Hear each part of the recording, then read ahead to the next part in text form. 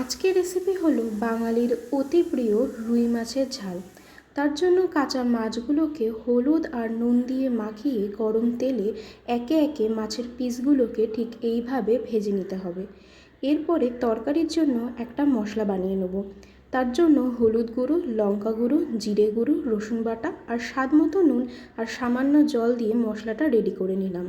এরপরে ভাজা পেঁয়াজগুলোতে আমরা সেই রেডি করে রাখা মশলাটা দিয়ে দিলাম।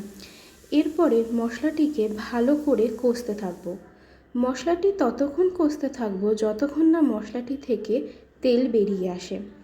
মশলাটি যত কষা হবে এই মাছের স্বাদ কিন্তু আরও ততই বেড়ে যাবে।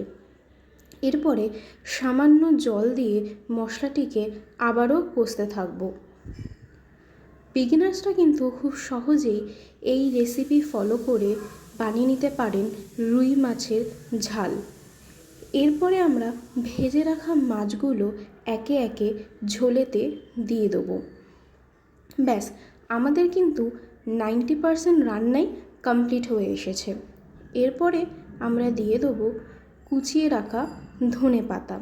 আপনারা চাইলে কাঁচা লঙ্কা চেরাও ব্যবহার করতে পারেন। কাঁচা লঙ্কা ফ্লেভারের জন্য কিন্তু এই রান্নার স্বাদটা আরও বেড়ে যাবে। ব্যাস, এইভাবেই কিন্তু খুবই সহজে তৈরি করে নিতে পারেন রুই মাছের ঝাল রেসিপিটি।